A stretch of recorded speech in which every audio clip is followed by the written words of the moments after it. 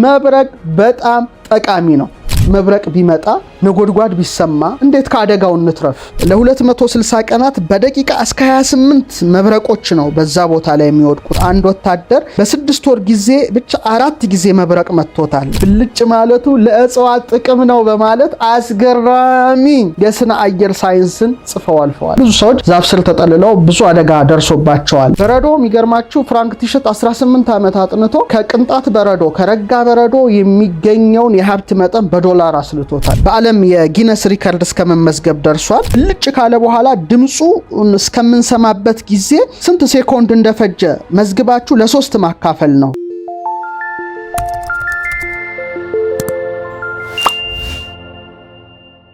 ስለ መብረቅ ፍቺ የሰጡት ታላቁ የቋንቋ ሊቅ አለቃ ኪዳነ ወልድ ክፍሌ ናቸው። አለቃ ኪዳነ ወልድ ክፍሌ በረቀ ከሚለው የግዕዝ ግስ ያወጡታል። በሪቅ በሪቆት ምን ይሉታል? እንደውም ስክሪኑ ላይ እንደምታዩት መብረቅ በዝናብ ጊዜ ከደመና አፎት የሚመዘዝ የሚወረወር የእሳት ፍላጻ ይሉታል። እንግዲህ አንድ አርበኛ ከሰገባው ሰይፉን መዞ የሚያብለጨልጭ የተሳለ ሰይፉ ብልጭ እንደሚያደርግ ከደመናት ውስጥ የሚመዘዝ በጣም አስገራሚ ነው። በደመናት ውስጥ ስለሚፈጠር መብረቅ ነው እየተናገረው ያሉት ሊቁ። በጣም ያስደንቃል። ኢትዮጵያዊ ፍቹ ነው እንግዲህ መብረቅ ይባላል። ነጎድጓድን ደግሞ ሲፈቱት ምን ብለው ፈተዋል? ነጎዳ ይሉታል። እንግዲህ ታላቅ ግሩም ድምጥ፣ የሚያስፈራ፣ የሚያስደነግጥ፣ የሚያርድ፣ የሚያንቀጠቅጥ ይሉታል። እንግዲህ ግግግግ ሲል ያርዳል፣ ያንቀጠቅጣል። ለፈሪዎቹ ማለት ነው። ማንኛውም የሚያርድ ድምፁ የሚያንቀጠቅጥ ነው ነጎድጓድ እንዳሉት። ብልሽታው ደግሞ መብረቅ ተብሎ በኢትዮጵያዊኛ አጠራር ይጠራል። ክቡራን ተመልካቾቻችን እንደ ሳይንሱ ደግሞ ተመሳሳይ ነገሮችን ነው የምናየው። በተለይ መብረቅን ምን ይለዋል? በኤሌክትሪክ ቻርጆች ወይም ሙሎች ምክንያት በደመናት ውስጥ የሚፈጠረውን ብርሃን ነው እንግዲህ ላይትኒንግ ወይም መብረቅ በመባል የሚጠራው። በተለይ መብረቅ የሚፈጠርበት ትልቁ ምክንያት እንደሚታወቀው ትንንሽ የበረዶ ቅንጣቶችና ወደ በረዶነት የተቀየሩ የውሃ ጠብታዎች በአየር ላይ በተለይ እንቅስቃሴ ላይ ሲያደርጉ እርስ በርሳቸው ይጋጫሉ። ያን ጊዜ ቻርጅ ይፈጠራል። ስለዚህ ላዕላይ ደመናና ታህታይ ደመና ራሱ እንትኑ ብዙ ነው ደረጃው። ላዕላይ ደመና ለምሳሌ ፖዚቲቭ ቻርጅ ቢሆነው የታህታይ ደመና ደግሞ ኔጌቲቭ ቻርጅ ይኖረዋል ማለት ነው። እንግዲህ የታህታይ ደመና ደግሞ ኔጌቲቭ ቻርጅ ሲኖረው መሬታችን ደግሞ ፖዚቲቭ ቻርጅ እንዲኖራት ያደርጋል፣ የመሬትን አካል ማለት ነው። በዚህ ምክንያት እንግዲህ የሚፈጠረውን እንግዲህ ሳይንሱ ብርሃን መብረቅ ወይም ላይትኒንግ ይለዋል። ነጎድጓድ የሚለው ደግሞ በተለይ መብረቅ እንደሚታወቀው ከፍተኛ የሆነ ሙቀት አለው። ሙቀቱም በጣም ከባድ ነው። በጣም ብዙ አምፒር ነው በውስጡ የኤሌክትሪክ ጅረት የሚፈሰው። በኋላ ላይ ምናልባት ልናነሳው እንችላለን። ካስፈለገም የሙቀት መጠኑ ወደ 30,000 ዲግሪ ሴንቲግሬድ ነው። ምናልባት የፀሐይን የውጭ አካል ሙቀት 6 እጥፍ እንደማለት ነው። የቮልቴጅ መጠኑ ደግሞ እንደምታውቁት ወደ 100 ሚሊዮን ቮልት ነው መብረቅ። እንግዲህ ከ20,000 እስከ 30,000 አምፒር የኤሌክትሪክ ጅረት ከረንት በውስጡ ያፈሳል። ምን ያህል ኃያል እንደሆነ ተረዱ መብረቅን ክቡራን ተመልካቾቻችን። ስለዚህ የመብረቁ ሙቀቱ ይልቁኑ ደግሞ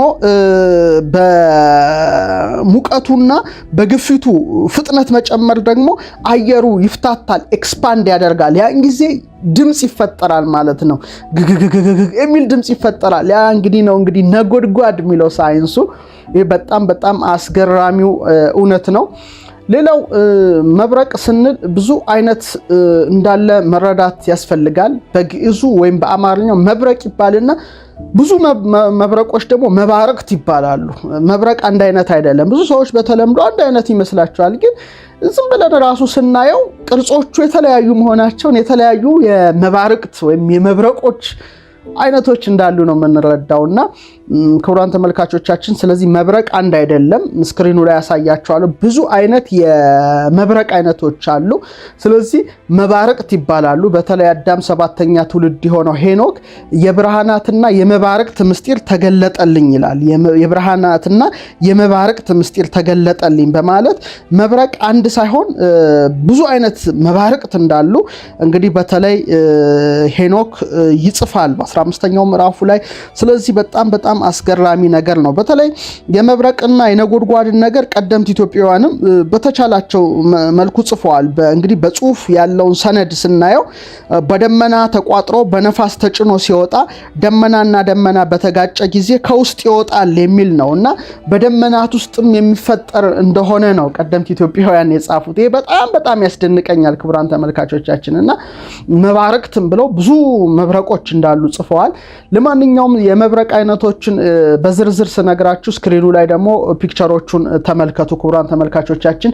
የመጀመሪያው የመብረቅ አይነት በጣም አደገኛ የምንለው ነው። ይሄ ደግሞ በደመናና በመሬት መካከል ይፈጠራል። ይሄ መብረቅ አይነት ቅድም እንደጠቀስኩት ታህታይ ደመና ላዕላይ ደመና ብለን እንዳየነው መሬት ፖዚቲቭ ቻርጅ ይኖራታል። ከመሬት በላይ ያለው ደግሞ ደመና ኔጌቲቭ ቻርጅ ይኖረዋል። ሁለቱ ተቃራኒ ቻርጆች ደግሞ ይሳሳባሉ። ያን ጊዜ ከፍተኛ የሆነ አደገኛ መብረቅ ነው የሚፈጠረው እና ይሄ ደግሞ አደገኛው በመባል የሚታወቀው የመብረቅ አይነት ነው ክቡራን ተመልካቾቻቸው። ሁለተኛው የመብረቅ አይነት ደግሞ ስክሪኑ ላይ አሳያቸዋለሁ። ኢንተርክላውድ መብረቅ ይባላል። ይሄ ደግሞ ኢንተርክላውድ መብረቅ የሚባለው በአንድ ደመና ውስጥ ነው የሚፈጠረው፣ ሌላ ቦታ አይሄድም። ብቻ አንዱ ደመና ውስጥ አንዱ ኔጌቲቭ አንዱ ፖዚቲቭ ቻርጅ ይፈጠሩና ይሳሳባሉ። በእነዚህ በአንድ ደመናት ውስጥ ብቻ በሚፈጠሩት የቻርጆች መሳሳብ የሚከሰት መብረቅ ነው። ኢንትራክላውድ መብረቅ በመባል ይታወቃል ክቡራን ተመልካቾቻችን። ስክሪኑ ላይ እንደምታዩት ነው እንግዲህ ይሄ በአንድ ደመና ውስጥ ብቻ የሚፈጠር የመብረቅ አይነት ነው። ሌላ ደግሞ በተለያዩ ሁለት ደመናዎች ውስጥ የሚፈጠር መብረቅ ደግሞ ኢንተርክላውድ መብረቅ ይባላል። ይሄ መብረቅ አይነት እንግዲህ ከአንዱ ደመና ወደ ሌላኛው ደመና በአየር ላይ ነው የሚጓዘው። ሄኖክ በነፋስ ይጓዛሉ ይላል፣ አየር ማለቱ ነው። በጣም ይገርመኛል። ይሄ እንግዲህ ሁለት ደመናዎች ውስጥ የሚፈጠር ነው። ኢንተርክላውድ መብረቅ ይባላል። ከአንዱ ደመና ወደ ሌላኛው ደመና በአየር ውስጥ ይጓዛል። ሶስተኛው ብዙ ቅርንጫፎች የሚሰራው የመብረቅ አይነት ፎርክድ ላይትኒንግ ይባላል፣ ወይም የሹካ መሳይ መብረቅ።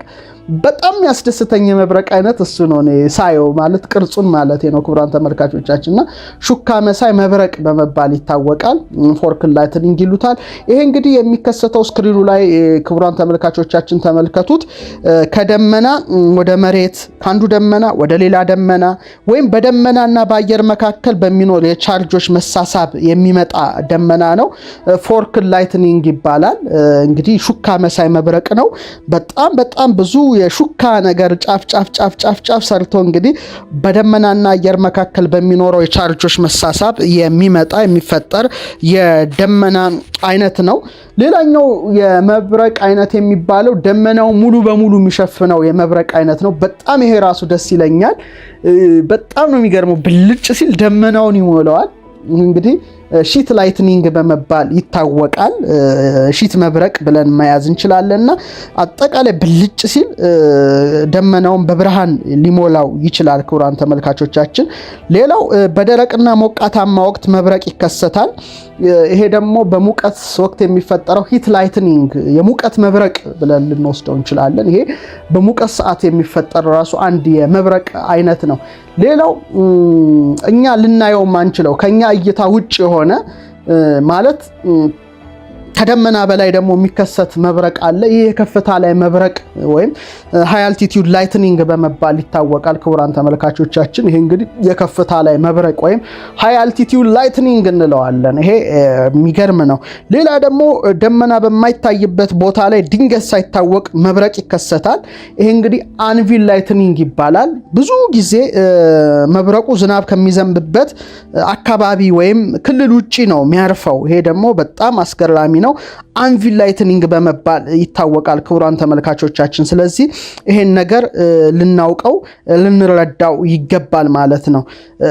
እንግዲህ ስለ መብረቅ ስናነሳ ብዙ መባረቅት ነው እንግዲህ በዓለም ላይ የሚከሰቱት። እንግዲህ ጥናቶች እንደሚጠቁሙት ከሆነ ክቡራን ተመልካቾቻችን ቢያንስ በዓለማችን በአመት 1.4 ቢሊየን የመብረቅ ምቶች ነው እንግዲህ በአመት ውስጥ የሚከሰቱት። 1.4 ቢሊየን በጣም ብዙ ነው። 3 ሚሊየን የመብረቅ ምቶች ነው በቀን ምድራችን ላይ የሚመጡት። 44 ምቶች በሴኮንዶች ይከሰታሉ፣ በቅጽበት ማለት ነው። በዚህ ምክንያት ቢያንስ በአመት 24000 ሰዎች ህይወታቸው ያልፋል። ይሄ በጣም የሚያሳዝነው ነው። 24000 ሰዎች ህይወታቸው ያልፋል። አሜሪካ ብቻ 51 ሰዎች በመብረቅ በአመት በአማካይ ይሞታሉ የሚል ጥናት አለ። ስለዚህ መብረቅ በጣም ከባድ ነው። መብረቅን መፍራት ራሱ አስትራፎቢያ ይባላል። የፍርሃት አይነት ነው። በተለይ እንደ ሂሪኬን እንደ ቶርኔዶ ከሚባሉ አደገኛ አውሎ ነፋሶች ከፍተኛ ነፋስ ካለው ዝናብ የበለጠ መብረቅ ገዳይ ነው። ለአሜሪካኖች ደግሞ በሶስተኛ ደረጃ ላይ የሚገኝ የፍርሃት በሽታ ነው የሚሉት እና አስትራፎቢያ ይባላል። ብዙ ሰዎች መብረቅን ብልጭ ሲል ነጎድጓድን ሲሰማ ይፈራሉ፣ ይደነግጣሉ። እንግዲህ ፍርሃት ለምሳሌ አንዳንድ ሰው ከፍታ ላይ መውጣት ይፈራል። አንዳንዱ ሰው የመብረቅ ብልጭታ፣ አንዳንዱ ጨለማ ይፈራል። እና መብረቅን መፍራት ደግሞ አንዱ አስትራፎቢያ ይባላልና አሜሪካኖች በጣም በተደረገው ጥናት የመብረቅን ብልጭታና ነጎድጓድ እንደሚፈሩ ጥናቶች ይጠቁማሉ። ክቡራን ተመልካቾቻችን እንግዲህ እንዲህ ሲል አጥፊነቱን ብቻ ተናግረን ደግሞ መልካም ነገሩንም ደግሞ ሳናነሳ ማለፍ በእውነት ተገቢ ነው ብዬ አላምንም። መብረቅ በጣም ጠቃሚ ነው። እኔ በጣም ከሚገርመኛል መልኩ የአዳም 7ኛ ትውልድ የሆነው ሄኖክ በጣም ስለ መብረቅ ጥቅም ነው በ15ኛው ምዕራፍ በ41 እስከ 45 ላይ ይመስለኛል ለበረከትና ለጥጋብ ያበራሉ ይላል። ጉዳቱንም ይጠቅሳል። ለመርገምም ይላል ማለት መውደቃቸውን ነው። ከዛ በኋላ የብርሃናትና የመባረቅት ምስጢሮች ሁሉ ተገለጡልኝ፣ ለበረከትና ለጥጋብም ያበራሉ ይላል። ለበረከትና ለጥጋብ ያበራሉ፣ ለበረከት ወለጽጋብ ይበርቁ ይላል እና ቀደምት ኢትዮጵያውያን መተርጉማን ደግሞ በመብረቅ ይህን ሲተረጉሙት በመብረቅ ብልሽታና ነጎድጓድ ምክንያት አዝሬት፣ አትክልት፣ እጽዋት ያድጋሉ፣ ያብባሉ፣ ያፈራሉ። ስለዚህ ብልጭ ማለቱ ለእጽዋት ጥቅም ነው በማለት አስገራሚ የስነ አየር ሳይንስን ጽፈው አልፈዋል። ክሬዲቱን ለነሱ እንሰጣለን። ክብር ይግባቸው ኢትዮጵያውያኑ። ቢያንስ ተፈጥሮ ላይ ይመራመሩ ነበረ። እንደኛ ዘመን አልነበረም። በጣም ኢንላይትመንት አብርሆት ነበር ማለት ነውና ለአዝሬት፣ ለአትክልት፣ ለእጽዋት ይጠቅማሉ የሚል ነው። በጣም አስገራሚ ነገር ጽፈው የምናየው። ለማንኛውም ግን አሁን ባለው ሳይንስ የመብረቅ ጥቅም ለእጽዋት እንዴት እንደሆነ ሳይንሱ አረጋግጧል። ለምሳሌ ተክሎች ናይትሮጅንን ለማግኘት እንደሚታወቀው ናይትሮጅን ፊክሴሽን በሚባል ሂደት ያው ከባክቴሪያ ናይትሮጅን ያገኛሉ። ይሄ አንደኛው ሂደታቸው ነው። ሌላው ደግሞ መብረቅ ተክሎች የሚጠቅማቸውን ናይትሮጅን እንዲያገኙ ያደርጋል። ለምንድን ነው? ይሄም እንዴት ነው የሚሆነው? መብረቅ ሲጥል አየር ውስጥ ያለውን ናይትሮጅን ከኦክሲጅን ጋር እንዲዋሃድ ያደርገዋል። ያን ጊዜ እንግዲህ ናይትሮጅን ኦክሳይድ እንዲፈጠር ያደርጋል። ዝናቡ በሚዘንብበት ጊዜ በናይትሬት የበለጸገ ዝናብ እንግዲህ ከሰማይ ይወርዳል ማለት ነው። ይሄ ደግሞ ለተፈጥሮ እንደ ተፈጥሮ ማዳበሪያ ሆኖ ያገለግላል እንደማለት ነው። እንደ ተፈጥሮ ማዳበሪያ ሆኖ ያገለግላል። ይሄ እንግዲህ ለሰው ሰራሽ ማዳበሪያ ለማግኘት ምን ያህል ወጪ እናወጣለን? ይሄ ግን ልክ የተፈጥሮ ማዳበሪያ ሆኖ ለአዝሬት፣ ለአትክልት፣ ለእጽዋት ይጠቅማል። ልክ እንደ በረዶ ማለት ነው። በረዶ የሚገርማችሁ ፍራንክ ቲሸት 18 ዓመት አጥንቶ ከቅንጣት በረዶ ከረጋ በረዶ የሚገኘውን የሀብት መጠን በዶላር አስልቶታል። ይሄ በጣም የሚገርም ናይትሬት ወዘተርፈ ለእጽዋት በጣም ሊያፋፉ የሚችሉ ከበረዶ ራሱ ይወርዳል። መብረቅም በተመሳሳይ መልኩ ለአዝሬት፣ ለአትክልት፣ ለእጽዋት መፋፋት ከፍተኛ ድርሻ እንደ በረዶ አለው። ስለዚህ የመብረቅ ጥቅም እጅግ አስገራሚ ነው። ይህንንም ከልባችሁ ልታስቡት ይገባል ክቡራን ተመልካቾቻችን። ሌላ በኢትዮጵያውያኑ ዶክመንት ያየሁት ከሆነ የበረሃ ፍየል ሀየል የምትባል የበረሃ ፍየል አለች። አብዛኛውን ጊዜ ድምፁ ያዋልዳታል የሚል ድምፁ ያስፈራል በእርግጥና ምጥ ይጸናባታል። ግማሽ አካሏ ጽንሱ ይወጣል። ይሄ ግልገሉ ግን ግማሽ አካሉ ብቻ ነው የሚወጣው እና ብልጭ ብሎ ድምፅ በሰማሽ ጊዜ ስትዘል ይወጣል ከድምፁ ድንጋጤ የተነሳ የሚል አንድ ጽፈዋል። ይሄ መመርመር አለበት በስነ ሕይወት ተመራማሪዎች ብዬ አስባለሁ።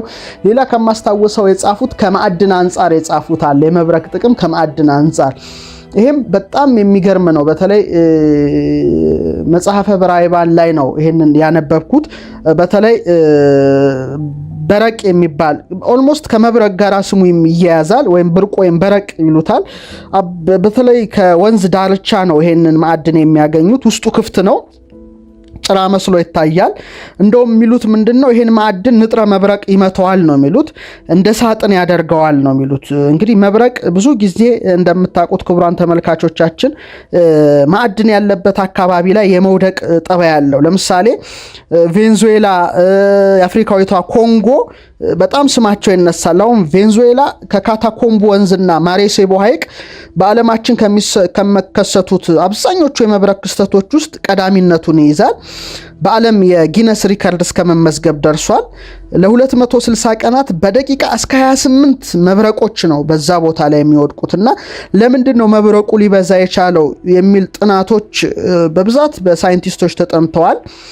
እንግዲህ ምናልባት በ1960ዎቹ ላይ ዩራኒየም ከሐይቁ ስር ስላለ ነው ብለው የዘገቡ አንዳንድ ተመራማሪዎች አሉ። ግማሾቹ ደግሞ ከመሬቱ አቀማመጥ ከነፋሱ አቅጣጫ ጋር እያይዘው የሚመረምሩ አሉ። ሌሎቹ አጥኞች ደግሞ ከውሃው አካል ስር የሚቴን ነዳጅ ስላለ ከውሃው አካል በላይ አየሩ የኤሌክትሪክ አስተላላፊ እንዲሆን ስላደረገ ነው ይባላል። ይሄም በጣም የሚታወቅ ነው። በተለይ ደግሞ እንደዚሁ ኡጋንዳ ላይም ደግሞ እንደዚሁ ቶሮሮ በተባለ ቦታ ላይ በአመት ለ251 ቀናት መብረቅ ይወርዳል እና አፈሩ ወይም መሬቱ የብረት ማዕድን ስለበዛበት መሆኑ ተዘግቧል። ስለዚህ መብረቅና ማዕድንን በዚህ አንጻር ማየት እንደምንችል የሌላው ዓለም ጥናትም ያስረዳል። እና ይሄ በረቅ የሚባለው ማዕድን ሲተነትኑት አባቶቻችንና ንጥረ መብረቅ ይመተዋልና ይገምሰዋል ነው የሚሉት። ያን ጊዜ ይሄ በሚገመስበት ጊዜ ምን ሊመስል ይችላል ስለሚለው ደግሞ ቅርጹን በአግባቡ ያስቀምጡታልና ከመሰረገላ መብረቅ ይሉታል እዛው ላይ። ያን ጊዜ እንደ ሳጥን ይመስላል ያ ማዕድን መብረቅ ከገመሰው በኋላ እና ይህ ድንጋይ እንደ ፀሐይ በሌሊት ያበራል ነው ብለው የጠቀሱት። በቀን ደግሞ ብጫ ሊመስል ይችላል። አንድ አውሬ እንደ ተንደርበርድ ብለን ማየት እንችላለን። አላቅም ክቡራን ተመልካቾቻችን ትወልድበታለች እና ልጇ ሲወለድ ከእርሱ ብርሃን ነስቶ ተወልዶ ያበራል ነው የሚሉት። እና ይሄ ድንጋዩ ላይ ሆኖ ልጇ ሲያበራ ምግብ የሚፈልጉ ውሃ የሚጠጡ እንስሳት፣ አራዊት ሁሉ ምግብን ትተው ያን አውሬ ያዩታል ነው ብርሃን ይዋሃዳል ነው የሚሉት። እና ይሄ በጣም የሚገርም ነው። ሌላው ተጨማሪ ነገር ሲጽፉ ሙሴ የምትባል የበግ አውራ የምትሃል ደግሞ አሞራ አለች። እዛ ላይ ነው እንቁላሏ የምትመስበት ነው የሚሉት። ስለዚህ በመብረቁ ምት በዛ ማዕድን ኃይል በሚፈጠረው ብርሃን ምክንያት እንቁላሏ ሁሉ እንደ ቻርጅ ይሆናል አይነት ነው የጻፉት። እንቁላሏ ያበራል ነው የሚሉት። እሷ ራሱ እዛ ላይ ሆና እንቁላል ከታቀፈች እግሯ እንደ እሳት ይመስላል ነው፣ ሆዷም ያበራል፣ ብልሽ ድርግም ይላል ነው የሚሉት። ምን ያደርጋሉ? ይህንን ማዕድን አድቅቀው የእንቁላል ውሃና ነጭ ማሸጊያ ጨምረው ህንፃውን ይቀቡት እንደነበረ ጽፈዋል። ያ ደግሞ ህንፃ በቀንም በሌሊትም ሊያበራ እንደሚችል የቀደምት ኢትዮጵያውያን እንግዲህ ጥናትና ምርምር ይጠቁማል። ክቡራን ተመልካቾቻችን እንግዲህ ይህን ማዕድን አግኝታችሁ ህንፃችሁን ሰርታችሁ በቀንም በሌሊትም እንዲያበራ የማድረግ ጥበብ አለው ይላሉ። እንግዲህ ምርምር ይፈልጋል። እነሱ እስከዚህ ድረስ ጽፈዋል፣ ተመራምረዋል። ማጥናት መመርመር የእናንተ የኛ የሁላችንም ድርሻ ሊሆን ይገባል። ሌላው መብረቅ ቢመጣ ነጎድጓድ ቢሰማ እንዴት ከአደጋው እንትረፍ? ይሄ ልነግራችሁ ይፈልጋለሁ። ሂሳብ ነው። ወረቀታችሁን አወጡ፣ አባዙ፣ አካፍሉ። ከዛ በኋላ የራሳችሁን እርምጃ እንድትወስዱ ፈልጋለሁ ክቡራን ተመልካቾቻችን። ስለዚህ መጀመሪያ ብልሽታውን ነው የምናየው፣ ቀጥሎ ድምፁን ነው የምንሰማው። ስለዚህ ከመብረቅ አደጋ ለመጠበቅ ምን እናድርግ የሚለውን ነገር ክቡራን ተመልካቾቻችን እነግራችኋለሁ። ግን በመሰረታዊ ነገሩ ብልሽታው ነው የሚቀድመው እንደምታውቁት፣ ቀጥሎ ነው ድምፁን የምንሰማው።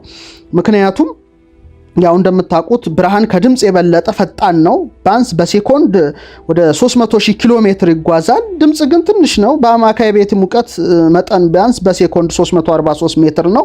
በጣም ልዩነቱ ሰፊ መሆኑን ልትረዱ ይገባል ክቡራን ተመልካቾቻችን። ስለዚህ ብልሽታውና ድምፁን ማሰብ ነው። በቃ ምንም ችግር የለውም። በጣም ቀላል ሂሳብ ነው። ለምሳሌ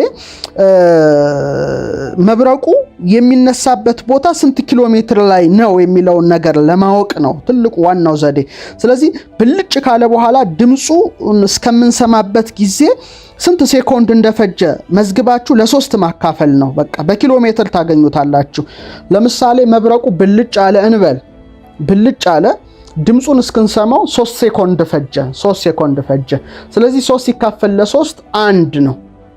በእኛና በመብረቁ መካከል ያለው ርቀት 1 ኪሎ ሜትር ነው ማለት ነው። በጣም ቀላል ሂሳብ ነው የምነግራችሁ። ድምጹን ሰማን ወይም ድምጹን ከመስማታችን በፊት ብልሽታውን አየን። ከዛ ድምጹን እስክንሰማ ድረስ 9 ሴኮንዶች ፈጁ እንበል። 9 ሲካፈል ለ3 ሁሌ ለ3 አካፍሉ 3 ይደርሳል አይደል? አዎ ትክክል።